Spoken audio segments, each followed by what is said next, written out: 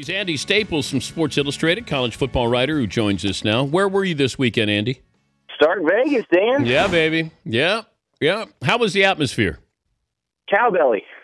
You ever heard 50,000 people simultaneously firing nail guns into a tin roof? You have if you were there Saturday. I had Auburn winning that game. I did too. And it's just I think we have underestimated how good top to bottom Mississippi State is. They have an excellent defensive line. They have Bernard McKinney, is one of the best linebackers in the country.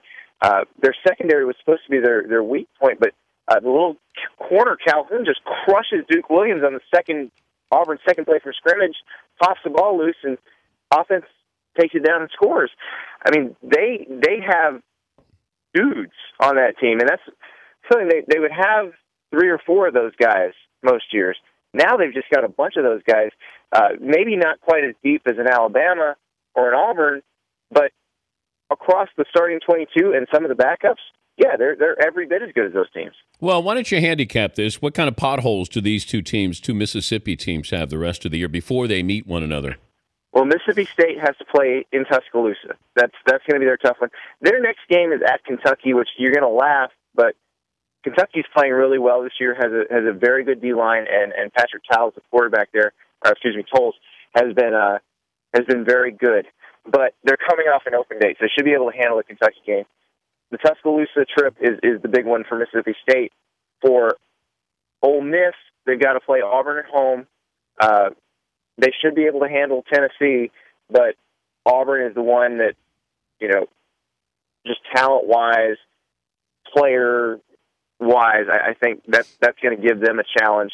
That defense stopped Alabama's run game pretty well, but Auburn's run game is probably a little bit better.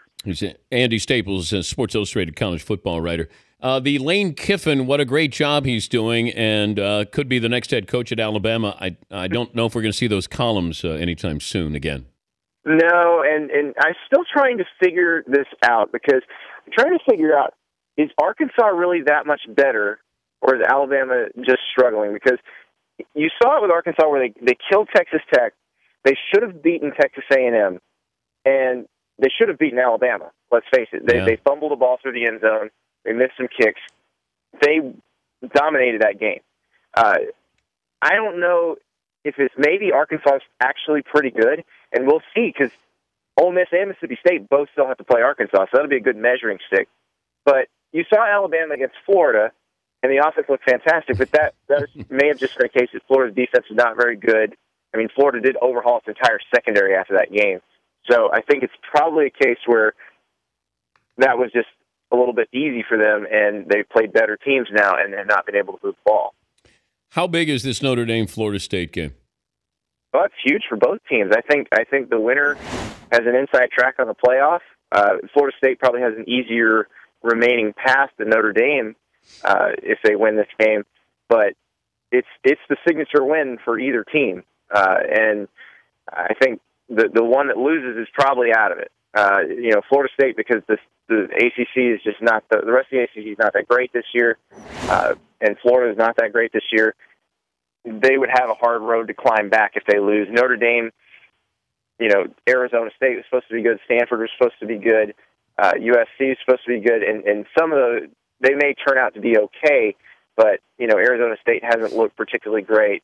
Stanford lost a couple games, so they're not going to have that signature unless they beat Florida State. Now, you go down to Tallahassee and win, people are going to look at Notre Dame's schedule and say, wow. Yep. And actually, I think Notre Dame with a win might even be able to lose a game and still have a good shot at making the playoffs if they beat Florida State. Is there any chance Jameis Winston doesn't finish out the season? I don't know, Dan. It's really strange. I mean, you look at the mechanics of that disciplinary process.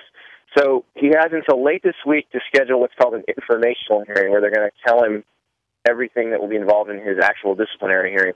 And then they're supposed to hold the disciplinary hearing soon after that. So he's going to play against Notre Dame, and then you got to think that hearing is going to be held sometime between when they play Notre Dame and when they play Louisville on the 30th. So I don't know. I mean, the person in charge of that hearing can do anything. He's facing 4 different counts, and they can punish him in any sort of way, or they cannot punish him at all. And then our legal analyst, Mike McCann, wrote an interesting thing last week. From a legal standpoint, Winston's taking a big risk participating in this case, because he says he's going to talk and tell his side of the story, which he did not do to the police. He never got charged, which means there's no double jeopardy in play. If the state attorney hears something out of this hearing that he's interested in, they can potentially subpoena that, and that could wind up becoming a criminal charge. Or, more likely than that, is something from this gets used in the inevitable civil case that the woman is going to file. So it's a risk for Jameis Winston to even participate in the hearing. I can't imagine him just leaving the team after the Notre Dame game to avoid the hearing. Now, that's a pretty huge step. I think he goes through the hearing and then just kind of see what happens. Todd Gurley done at Georgia? Don't know yet. That's I think the folks at Georgia would love to know that. These are weird deals with the NCAA, and it's a matter of what they feel like they can prove in terms of how much money changed hands for autographs, or if they can prove any money changed hands for autographs. They've got this tiered system with 1 game and 4 games, but they don't actually follow it half the time. It almost seems to me like the better your lawyer, the less you sit. You saw that with Johnny Manziel last year. He sat a half. Yeah. And Gurley's already missed more than a half. He missed the whole Missouri game. So I think they're just kind of waiting on pins and needles in Athens to see what the NCAA decides. And I mean, it could be any. They could say time served, or they could say you're done. I don't know if I could guess at this point. Is Oregon back in the picture? Yes. Yeah, and it was one of those deals where one player really makes a huge difference, and in this case, that player wasn't Marcus Mariota. It was Jake Fisher, their left tackle. They were down their best 3 tackles, and you saw against Washington State and against Arizona that without any of those guys, they just could not block. They gave up 12 sacks in those 2 games. Fisher had a leg injury. He came back against UCLA. It solidified the whole line. Their O-line coach said after the game that he was kind of a calming influence on the rest of the linemen. And when they can block, they can beat anybody. But the scary part is if Jake Fisher were to get hurt again, then you're back to the group that was giving up 7 sacks against Washington State, and you're not going to be able to survive the rest of the schedule that way. So they got to hope he stays healthy, and if he does, then I think they have a good chance. Good to visit with you, Andy. Where are you off to this weekend? I'll be in Tallahassee. That's what I thought. Big game. All right.